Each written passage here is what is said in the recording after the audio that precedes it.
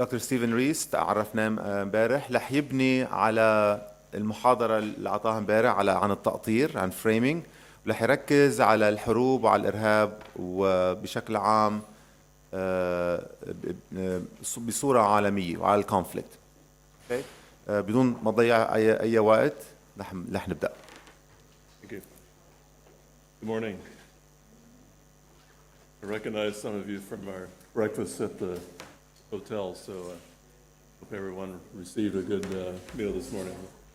I think I'll just remain seated if that's okay this morning. I'd normally like to move around like my colleague yesterday morning, but I kind of like being here at the control panel and work my computer, and I think I will make some comments this morning and then try to leave a little more time for questions from you.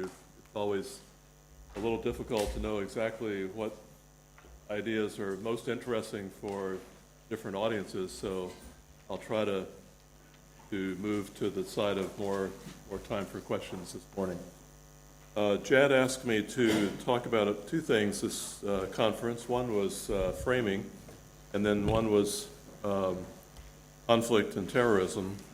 And so I took some of the things I've been working on, tried to divide them into two categories. Yesterday, I emphasized the concept of framing and gave you some examples and some theoretical ideas, thinking about how one could measure frames, approach frames from the standpoint of media literacy and the idea of decoding.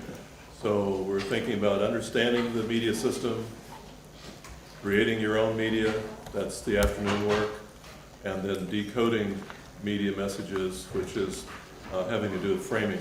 So these topics are closely related, but I will try to organize them in a way that makes sense.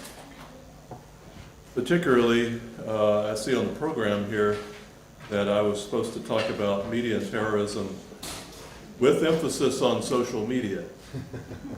So I don't know that I'm an expert on social media, but when you're a college professor, you should never acknowledge that any ignorance in any area. So I have to declare that I'm an expert regardless of the actual credibility, but I think what I will do is think about how that relates to some of the concepts that we're talking about, because you'll be hearing a lot more about social media, and of course you've already heard a number of things about that, so I don't want to repeat that, other than to say it has some implications for understanding the framework for analysis that we approach media with.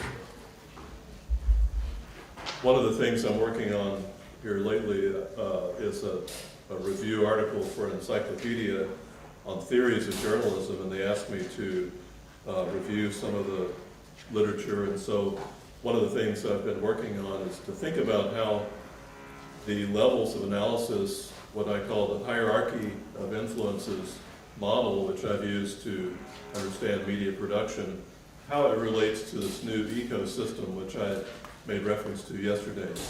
And if we think about the way one might traditionally approach journalistic production, it's from a levels perspective, which is to say, just as we might think of levels of analysis from local, regional, national, international, we can also think about media production on a levels perspective as well.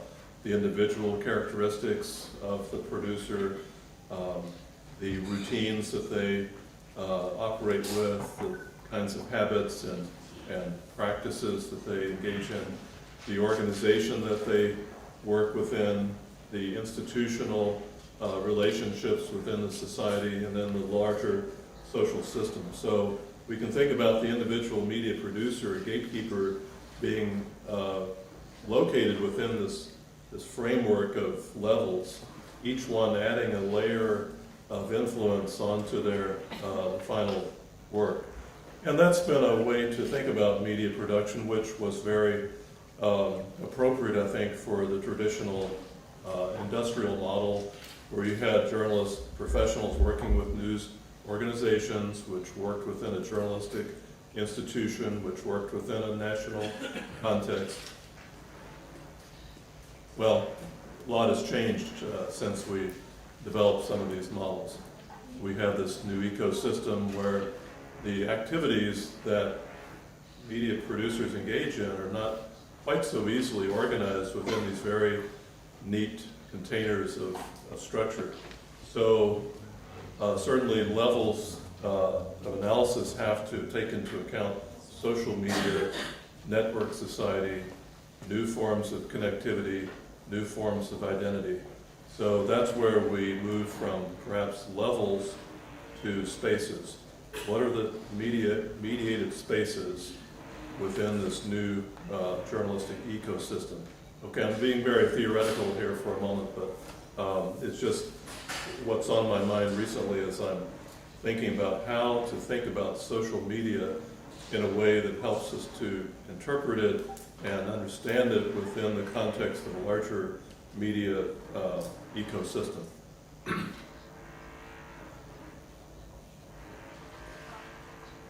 Let me talk specifically about framing terrorism, framing war, and here we'll talk about media conflict, mediated portrayals of conflict in particular, and how that can be understood. So I want to take some issues about framing, like we talked about yesterday, and to locate some of those ideas within a larger context.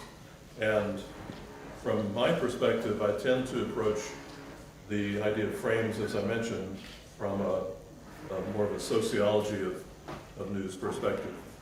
We can certainly talk about effects and other kinds of perspectives later, but within the broad topic, I'm going to take some of these general concepts and then try to apply them to particular cases, specifically regarding conflict and terrorism. Obviously, terrorism and media issues have changed also over the last 30 years. If you go back and look at some of the research on terrorism, there's some principles about the terrorist wants media coverage, and so they stage a spectacle that is designed to attract media attention, and if they receive media attention, they will accomplish their objective. But now, of course, in this new journalistic ecosystem and the new terrorism ecosystem, they do want spectacle, they do want attention, but it's not as though they're going to have that as a requirement. They're just going to do it and not even enter into any negotiation like was once the case. Osama bin Laden did not say, look, either you put me on television or I'm going to fly these planes into the World Trade Center. Just did it and then received the fallout later. So the idea of terrorism media has also shifted as we're thinking about how media cover terrorism, how it works within this broader framework. And specifically, I'm going to, I suppose, I've had more interest in organized conflict, war, and military conflict, which I suppose is a response to terrorism. So I'll get into that more in a moment. If we go back to our discussion yesterday, I said issues are framed, and we thought about frames as being organizing principles.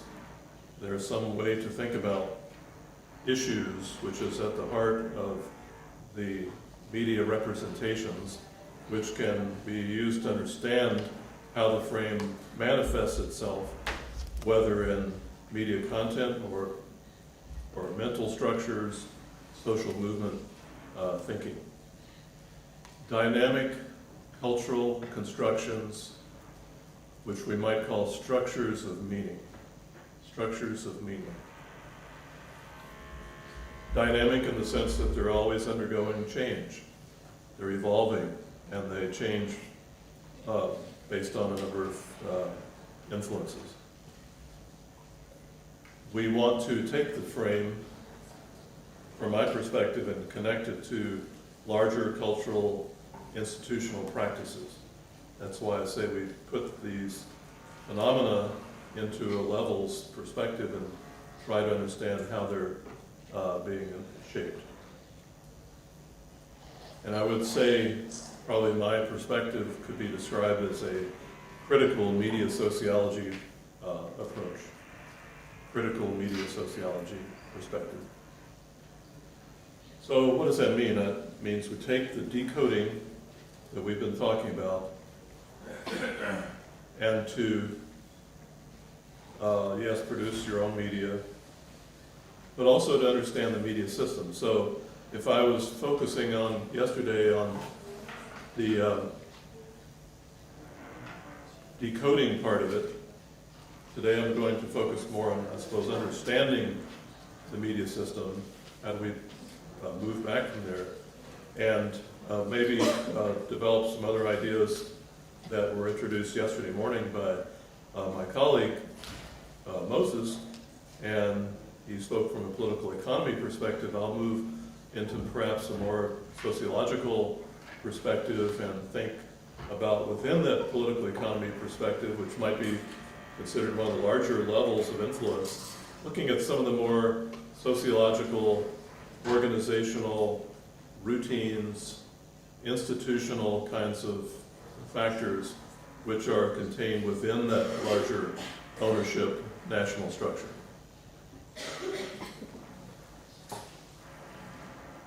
So it all gets back to media literacy one way or another. Understanding the media system.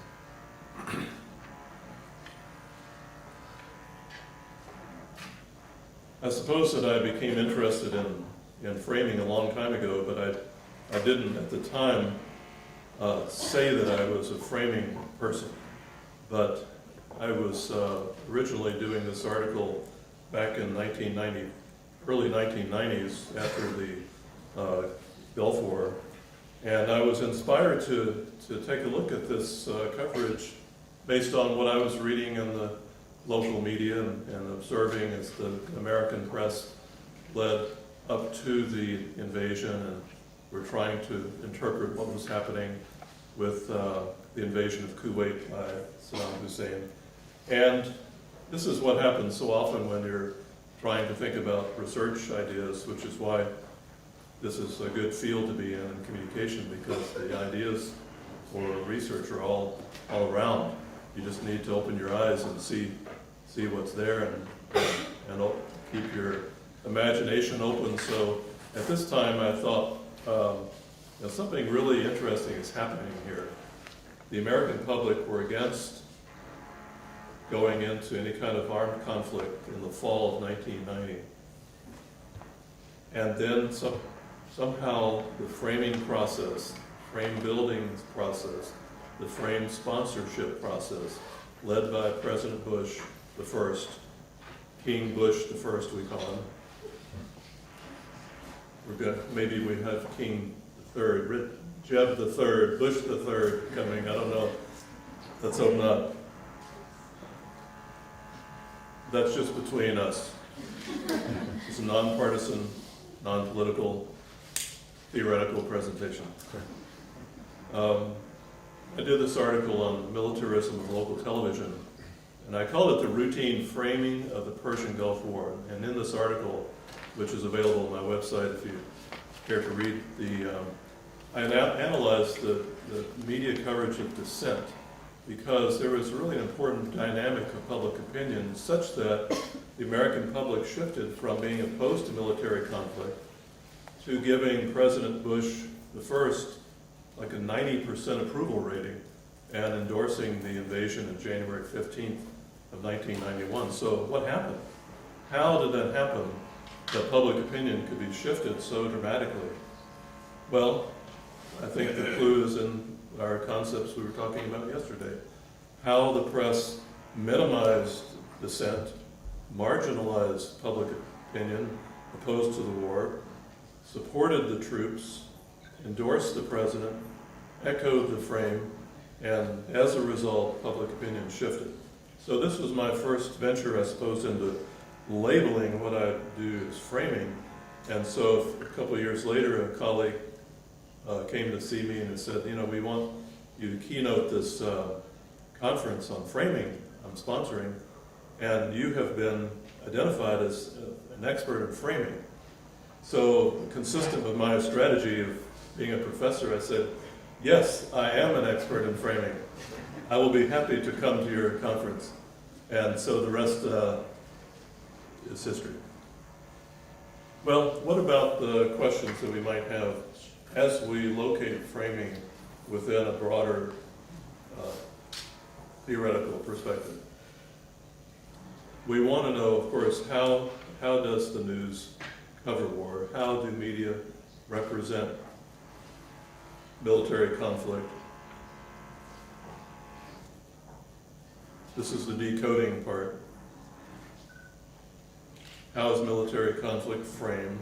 More specifically, we want to look for the organizing principles, see if we can identify the major themes.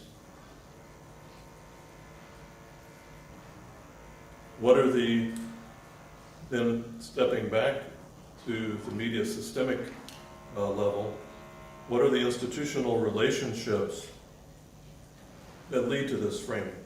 Remember yesterday I talked about the framing definition and then a framing model which said, what are the power relationships that give rise to certain frames at particular moments in a sequence of meaning making? And then, of course, we're all interested in ultimately what are the consequences for framing. If it has no effects, if it has no consequences, there's no reason to be concerned about it. But in my view, of course, there are very serious implications for national policy. What are the implications for national policy and world security? So those are questions we would have, combining the decoding part and the systemic aspect of the media. And as we go along, maybe we'll think about what are the, how might this work within a larger ecosystem. But for now, let's think about how does that happen. When we think about covering the Gulf War I, I suppose some people call that the Gulf War II, counting the war between Iraq and Iran as number one, but you know, who's counting anymore? These, unfortunately, there are many more conflicts than we can give numbers to. We want to understand the institutional perspectives from the perspective of the military and from the perspective of the press, and of course the state. So you have this triangle of institutional actors, the state, media, military. And those three interlock with each other in such a way as to produce a certain kind of systemic framing of conflict. Excuse me. So on one hand, the military has a very well-known set of perspectives. It wants to accomplish its objectives. It wants to defeat the enemy.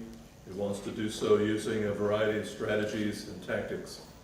And of course, increasingly, one of the tactics is to use media in an effective way to encourage reporters to cover the conflict in a way that's appropriate to the military's perspective.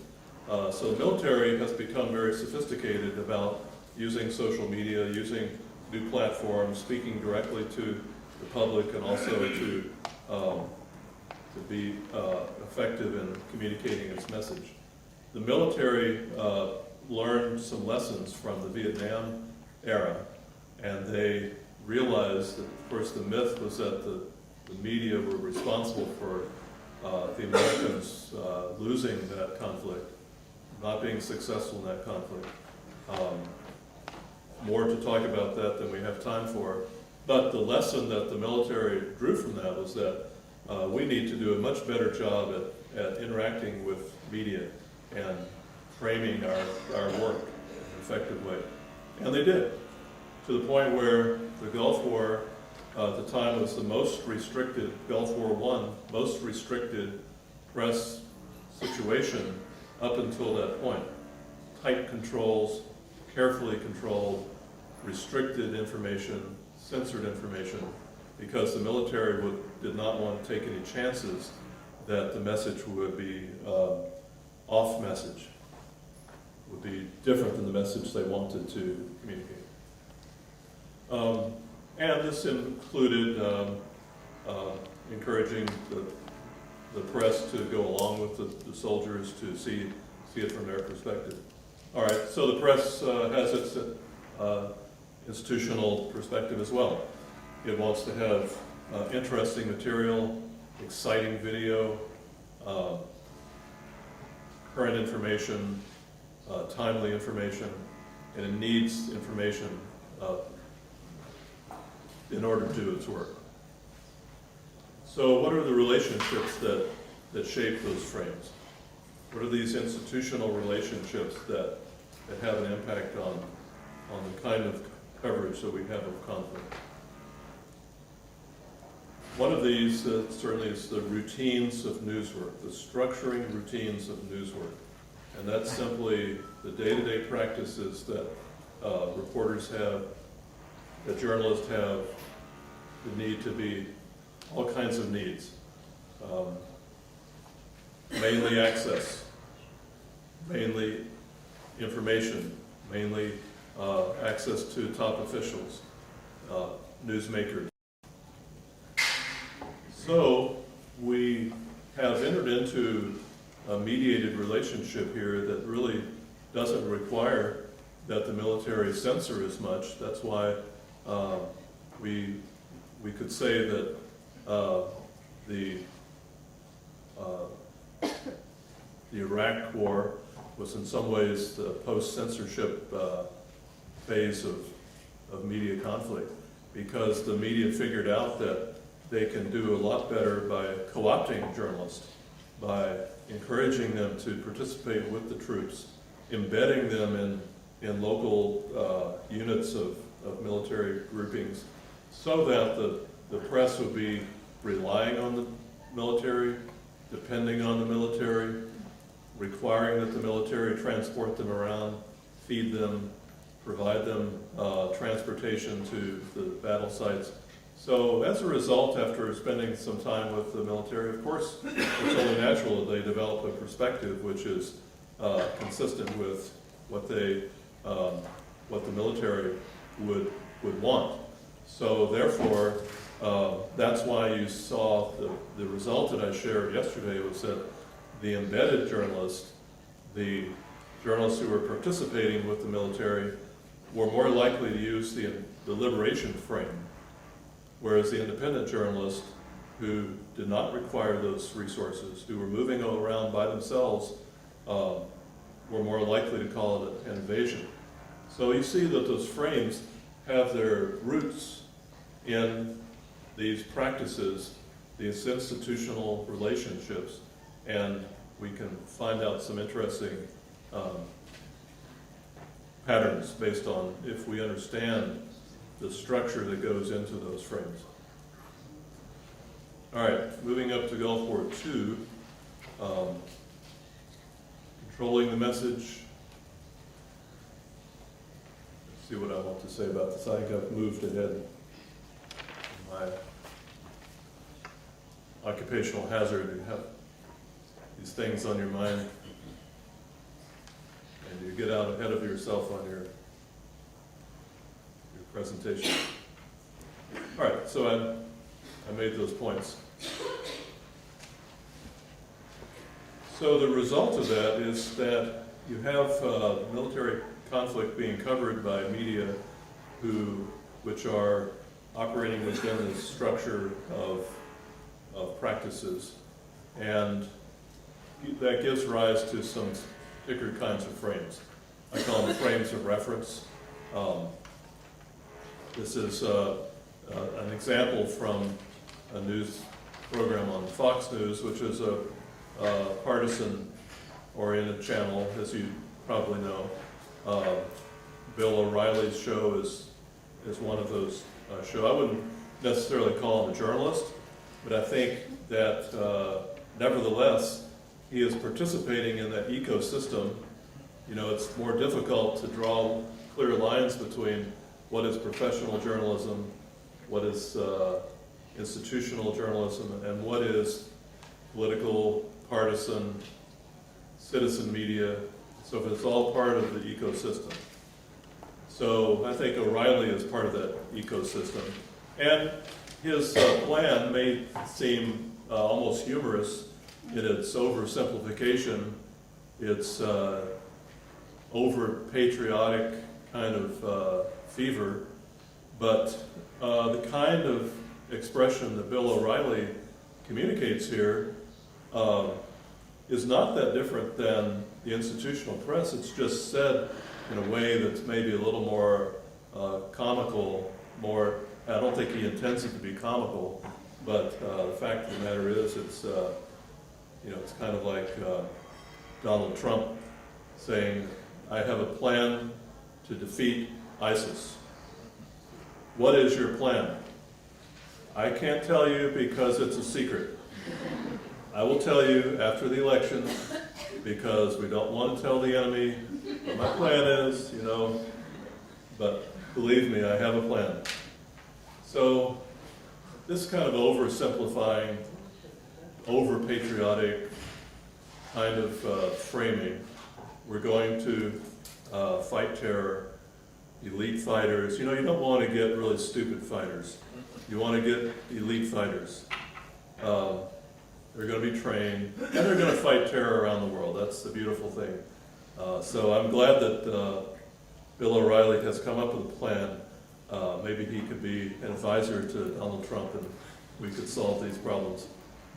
But I'm just saying that these are frames which are not uncommon, and they tend to be military frames of reference. So the way the military frames conflict, there's a tendency to think about conflict in a military kind of way.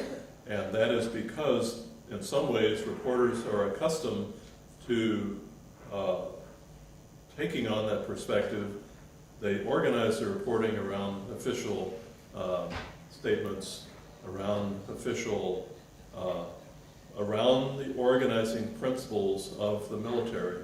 They adopt those principles and make them their own, translate them into their own professional language, but they do absorb them.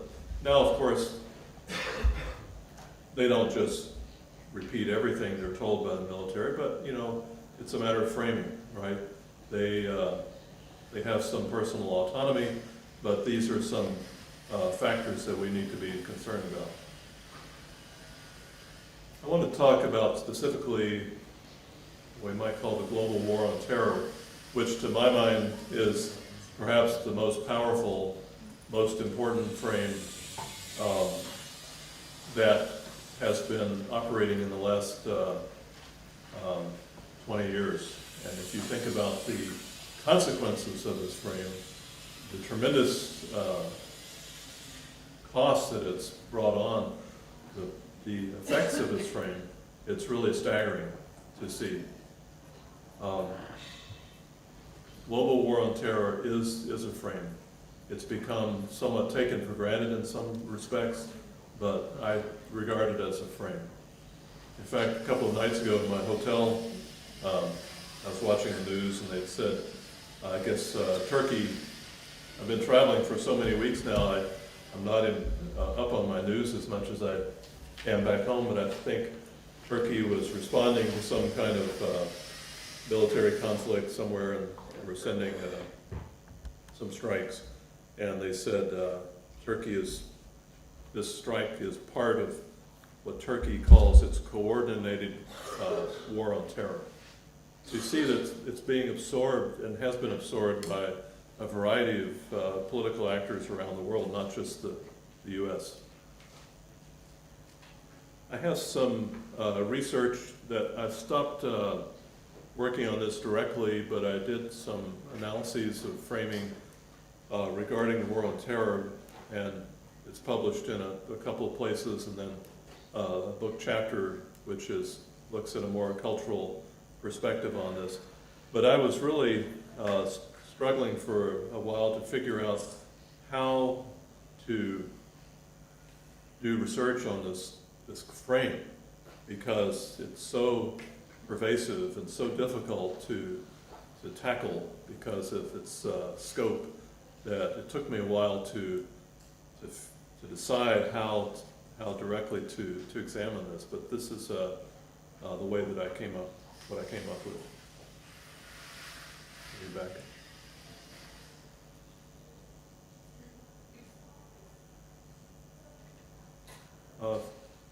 We want to look at this, particularly framing in the press. How does the press frame the war on terror? How has culture been militarized and the public conditioned to accept it? And I suppose to the extent that the culture has been militarized, the response to terrorism will be shaped by that. So I treat military conflict and coverage of terrorism in a very similar perspective because one conditions the other and they are very symbiotic in the way that they relate to each other. How was it reinforced and internalized by the press? How was this war on terror frame reinforced and internalized by the press? And this is why I say I take a more critical constructionist view. I talked about yesterday cognitive framing, constructionist framing, critical framing. This is a combination of those 2 and 3.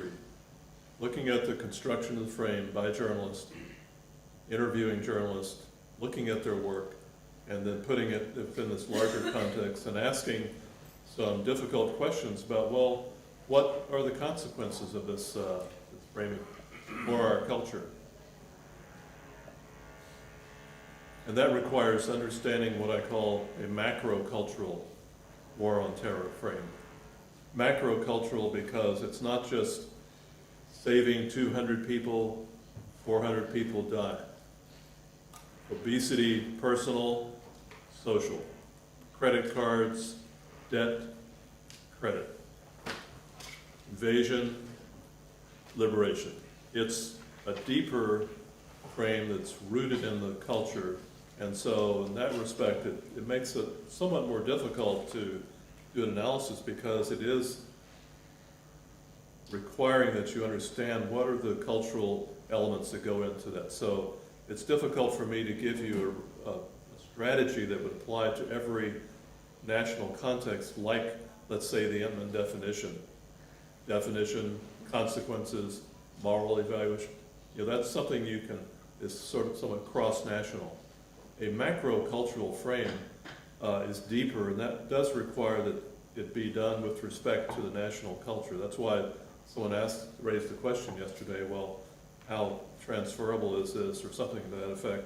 And I said a frame in one culture will mean something different than what it means in another. You have to appreciate that there is a shift, or one frame may be very commonsensical and natural in one area, and problematic in another. People say, well, whoa, that's not the right way to do that. So it requires understanding the surrounding culture in which that frame exists.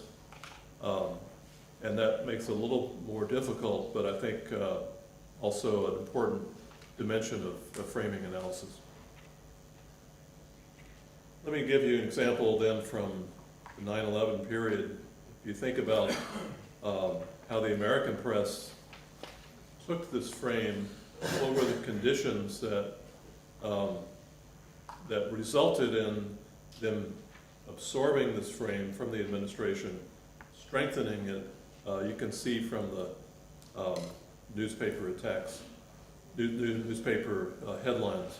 For example, attack on America, or just simply war.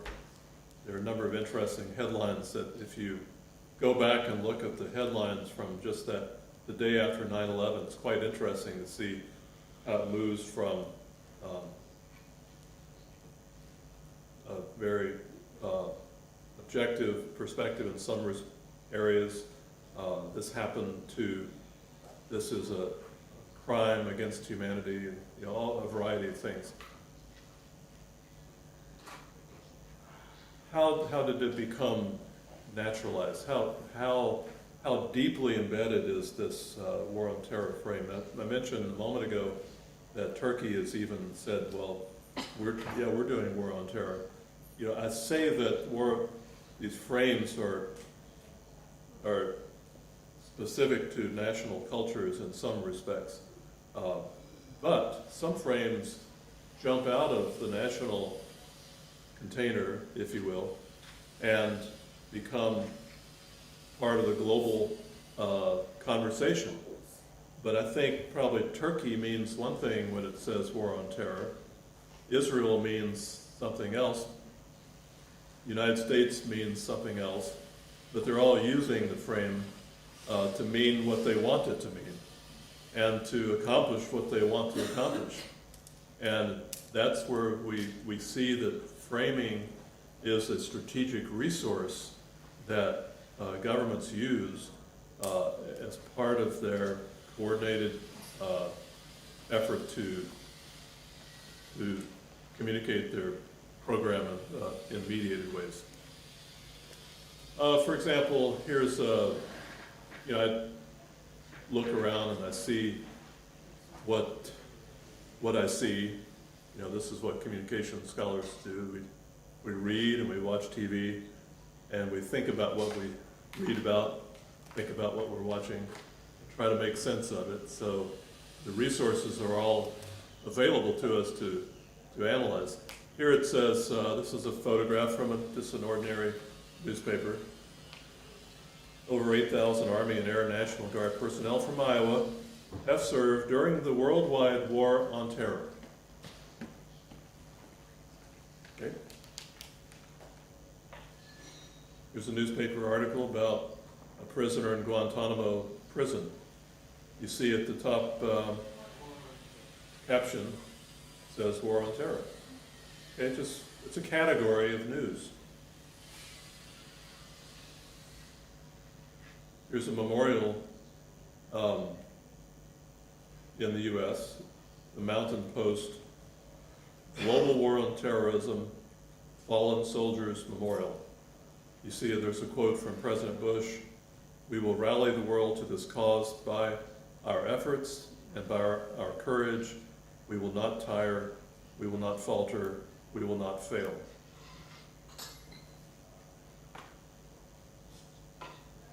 Memorial to the war on terrorism. Okay, here, interesting, global war on terrorism, war on terror, war on terror, war on terrorism. Does that matter? Think about that linguistic choice. I think it does, and I'll explore that in a moment. But again, this is where, because it requires some linguistic analysis, it does make it a little more difficult to have it be an easily applicable technique across cultures. All right. How effective was the framing of the war on terror?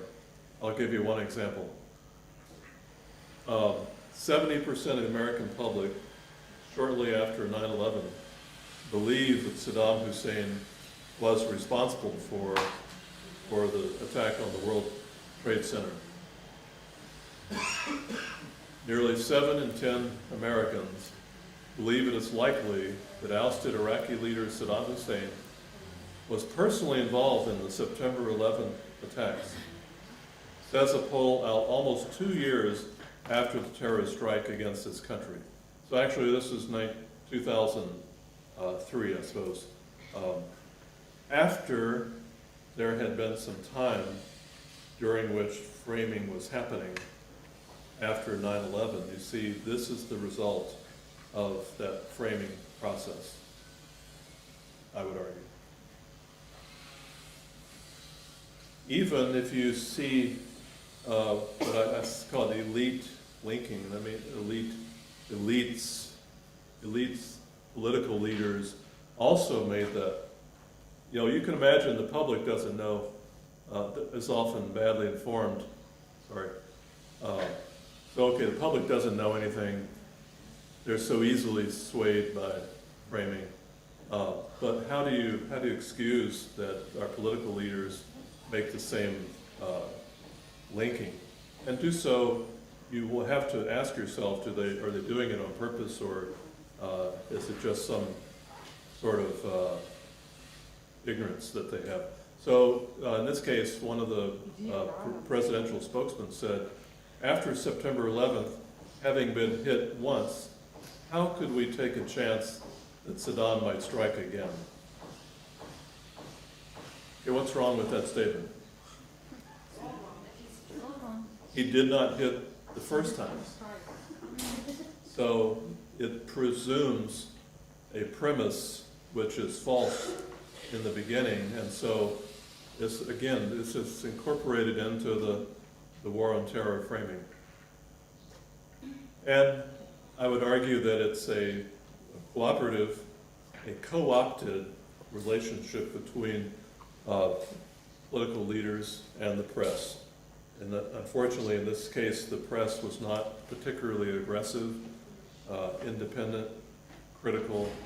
They were enthusiastic about supporting the framing. We are at war, according to this journalist, Tim Russert, one of the most prominent journalists. We are at war, and all of us must come together as never before. There's those who want to destroy us, our people, men, women, and children, our institutions, our way of life, and our freedom. Well, I think you see that the higher the journalist status, the more enthusiastic they were about supporting the administration. So here's where you see an interlocking between institutional sectors to create a power elite. Between C. Wright Mills, back in the 1950s, sociologists would talk about the military, elite, government, media. I don't think he used media at that time, but he talked about the military, government, corporate, forming an interlocking power center. So what is going on with the journalistic sector? Why are they so enthusiastic about this, and what are the consequences for framing? If we think about the war on terror frame, I'm just going to do a quick review. We pull out some critical elements I think that might be part of this. Of course, war itself invokes that this is a problem which has to be solved by military conflict. We can talk about terrorism and terror. Those invoke their own meaning when we incorporate them into a frame. We can talk about the axis of evil, which was Bush's framing of the war on terror. War on terror is a war against evil. They are evil, we are not evil. Good, they are bad. And so it's a dualistic kind of structuring of meaning, which has very serious consequences. They're evildoers. Pearl Harbor was invoked. This is why I was talking about the media package yesterday.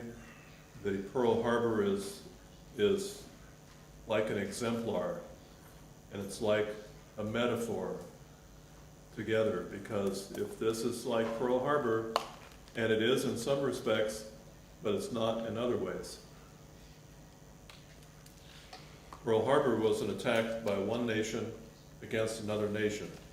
Yes, they did it in secret and without warning and on our territory,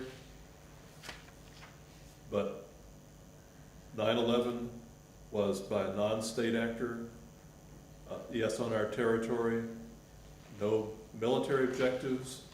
It was an objective to create a spectacle, a mediated spectacle, and to demonstrate some ideas that were accomplished through that spectacle.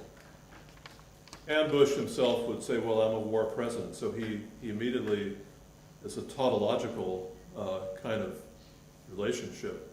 Bush says, well, we're at war, I'm the president, therefore I must be a war president.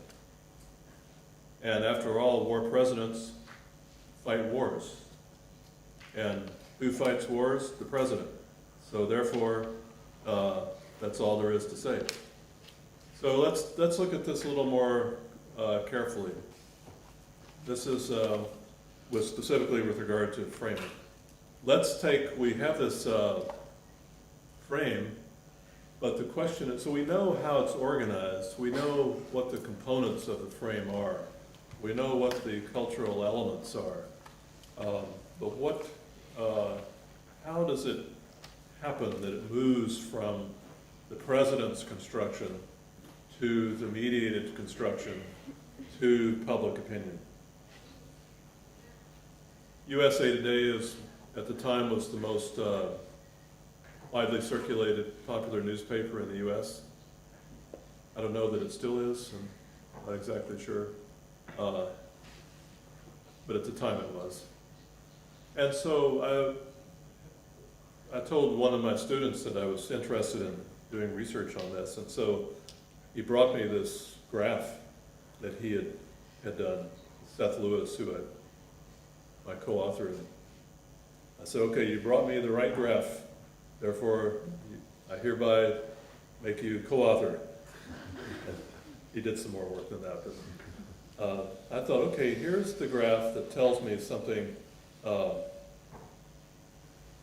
This one and the one I'm going to show you next.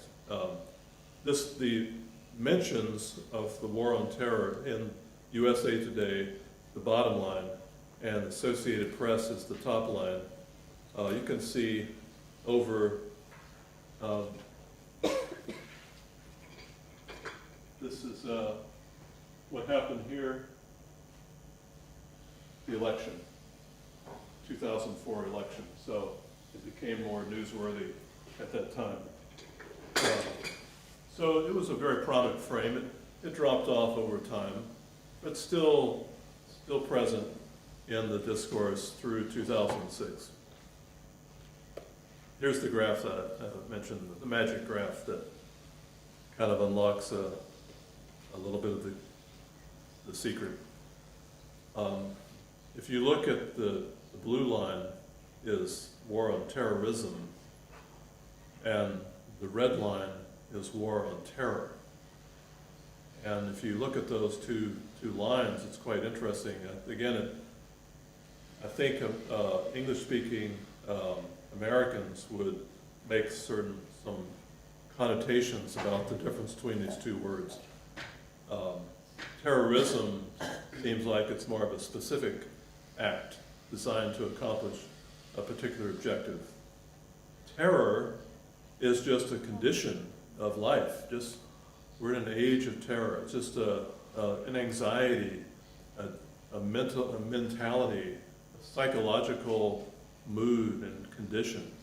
So that's why I think the fact that war on terrorism is going down and the war on terror, see, I'm using my hand to make my graph here, so follow my hand.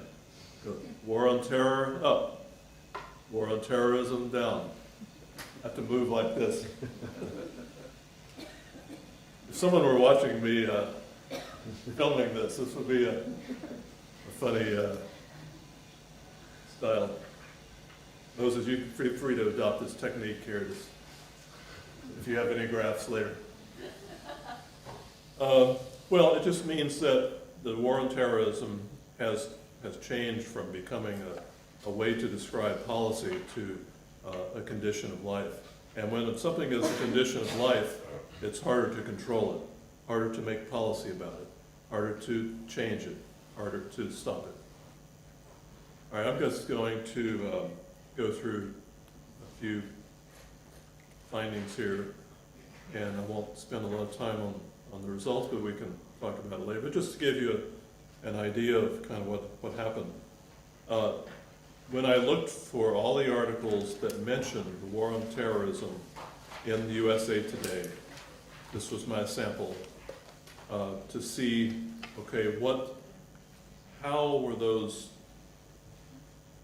articles written when they mentioned the war on terror? Did they talk about it critically, or did journalists just accept it as a fact? They transmitted the frame meaning they've repeated what the president said. But I think they also took the frame and policy for granted. They simply accepted that the war on terror was the proper way to frame the policy. And as a result, it became what I would call naturalized, meaning that it's a condition of life. And when something is naturalized, like we talked about yesterday, war erupts like a volcano, like a natural disaster. If that's the metaphor, that's detrimental to policymaking. So journalists transmitted the frame. I don't think it may be, I know we have some language translation, so I'm not going to really think about just precisely what these words mean, other than to say, here's an example that we might analyze. Here's an example of transmitting the frame would be, okay, the president said it, I reported. I'm simply reporting what the president said. Here's what he said. Here, take a look for yourself. Even in this example, the article put it in quotation marks, saying, well, these are the president's exact words. And I'm not, as a journalist, I'm not challenging that, but other than say, here are the exact words. Transmitting the frame. Bush asked for support from wavering Democrats and vowed to prosecute the war on terror. Okay, now the quotation marks go away, but it's still talking about it as a policy. It's Bush's policy. But they also took the frame policy for granted. Here Bush goes away. Bush is no longer part of the article. Each side wants to use the war on terrorism and the fighting for political ends. Okay? Okay, that's the policy. There is more to President Bush's relatively high approval ratings than Americans rallying around the flag and his leadership in the war on terrorism, a Gallup poll has found. Again, the policy, the war on terrorism becomes a label for the policy and somewhat taken for granted. And finally, it was treated as a natural fact of life, just a fact of life. Bin Laden showed new strengths and fallibilities in his tape. They revealed too the antidote, determination in the war on terror. Okay, now at this point, there are no more policy actors in the picture. Things are just happening. America needs to do certain things, but Bush is nowhere to be seen, and no policy actor, congressional or otherwise, military, is in this discourse. So you move from saying Bush's policy, the so-called war on terrorism, the quote, war on terrorism, the US-led war on terrorism, to war on terror. Okay, so at that point it's become naturalized as a fact of life. And the other difficulty with this framing process is that the political opponents failed to find a counter frame. When you have framing, we can call it a framing contest. If there's a framing contest, it means one side is sponsoring one way to look at an issue, another side is sponsoring another frame, alternative frame. Sometimes one frame dominates and the other frame is nowhere to be seen. So you say at that point, the frame has taken over. That's why this is more of a critical perspective on framing, because when you are interested in naturalizing common sense, hegemonic meaning, that is an ideological kind of process. From Robert Entman's perspective, political science perspective, you're thinking about framing as being a political contest. How is this frame doing relative to this frame? They are both participating in the political arena, and one is rising, the other is falling, but they're all competing. With a macro-cultural frame, sometimes the frame becomes just part of the air that we're breathing. And unless you step away from the air, breathe some other kind of air, it's hard to see it from the inside. So that's why framing becomes extremely powerful when it is no longer problematic, no longer self-critical. We're no longer self-critical, no longer able to decode.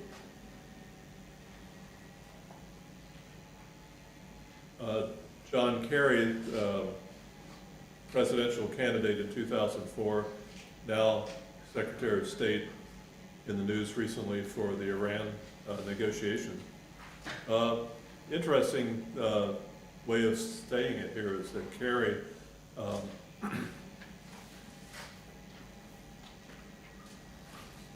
took the frame for granted himself.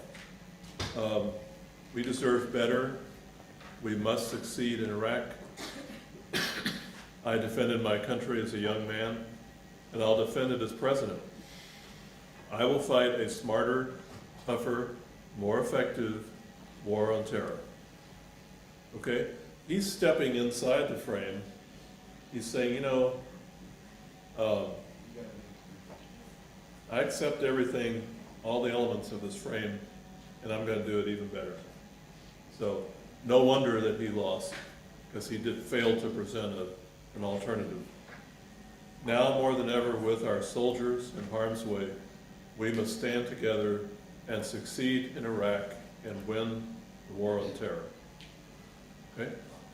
He is accepting that as a common sense, natural frame. The journalist perspective, on this particular research project, I thought, I'm not going to just try to decode the frames using only the articles. I'm going to actually talk to the people who created the articles and see if I can provide an extra dimension there. So I think it's very easy for academics sometimes to say, oh, here's the meaning of what this says, and I'm going to analyze this, and sometimes you talk to people who actually created it, you come up with a different, or at least a fuller understanding. Journalists, after the fact, they were aware that this was a frame. It's just at the time they did not challenge it. For example, this journalist says it's a catchphrase that's frequently used.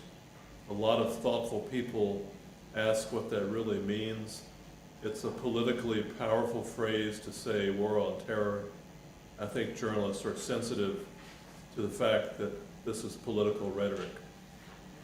Well, I asked one journalist, I found all the articles that mentioned it. I've created a sample and identified who wrote which article, and emailed them, called them, and said, what about this? I said, how do you cover this conflict? I didn't use the war on terror. All right, what about, and then at one point I asked them how they treated the war on terror and they said, well, I never used that phrase. I never used that phrase. I said, well, that's interesting, because here on July the 2nd, you said, it's a bad trick to call someone a year or two after they wrote the article and say, why did you write that the way you did? Said, oh, okay, it surprised them if they had actually used it. So that tells you that it's just become kind of part of the phrases that we use. They say, I think I'm not going to talk about that. Felt obliged to use it. Journalists, to some degree, felt obliged to use the frame.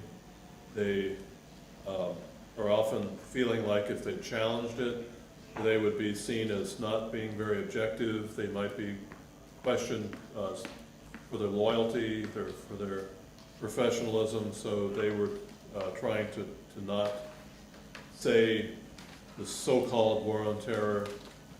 They did not want it to appear argumentative, and so that was an issue.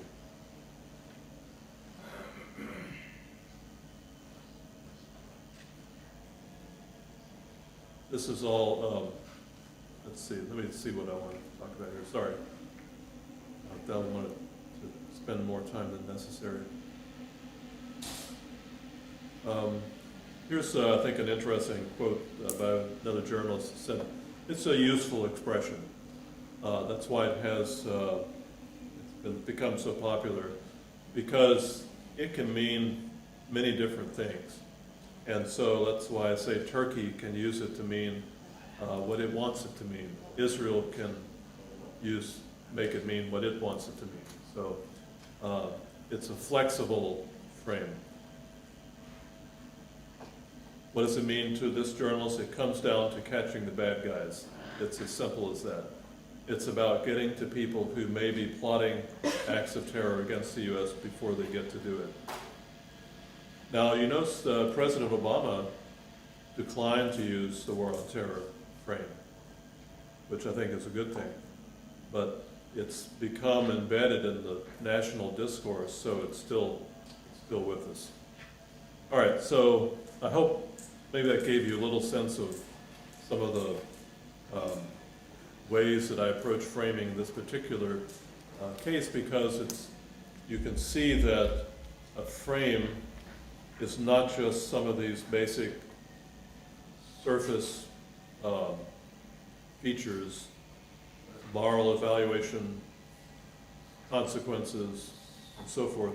It really runs very deep in the culture, and sometimes it's difficult to identify how it's working. So as we look at this particular case, I think it raises some interesting questions about what I might call nationalistic frames. This has been one of the reasons why I think people have been so hopeful that perhaps there could be a global journalism, a global profession of journalistic principles, because this would be some way of coming to some common understanding and a way to communicate issues across national boundaries. And the lack of those the lack of that global professionalism is, people will point to the fact that there are these enduring kind of ethnocentric frames, these nationalistic frames, which they point to and say there is no real media globalization, because after all, the U.S. was as responsible as anyone for adopting a very nationalistic framing of conflict. Perhaps when it comes to military conflict, that's the most likely case when you're going to have these ethnocentric, nationalistic frames, super patriotic, but it still raises the question of what the consequences are. Nationalistic frames help construct policy, especially armed conflict. So the frame is designed to sell the policy, and the public, when it accepts it through transmission by journalists and through internalization, accepting, naturalizing, absorbing that frame, has serious consequences for what the public will support for military conflict. It often bypasses critical debate, political debate in the public sphere. So the frame, you need a way to discuss different policy options than just taking it for granted. Global dialogue demands more complex and less what I might call enemy-based framing. in order to be successful.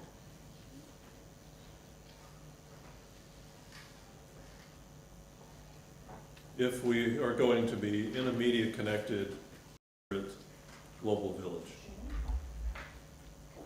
So, the war on terror is an example of a nationalistic frame.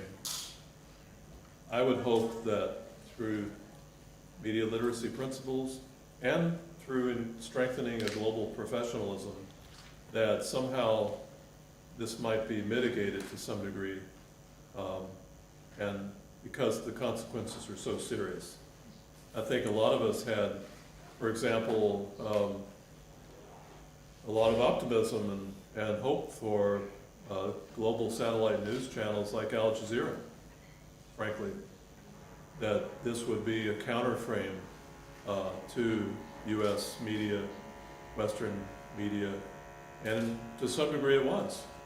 You go into military conflict on the Persian Gulf War, #1, let's say, the message was tightly controlled, minimal pictures and images of suffering, of victims, of civilian casualties. However, Gulf War II, with the invasion, U.S. Invasion in Iraq, okay, Al Jazeera is there, showing bombings in the marketplace, the results of strikes, the unintended consequences of battle, voices, counter-framing, the dominant nationalistic frame of the U.S. administration. So yes, there was to some degree a balancing and an improvement in the access that people had to alternative frames. Now, I don't know how that's been going here lately, but that's our hope, that somehow through a strengthened global professionalism, through availability of global media, and including through social media, the access to alternative voices through social media platforms like Global Voices, through bridge blogs, which cross national boundaries, communicate one country to another country.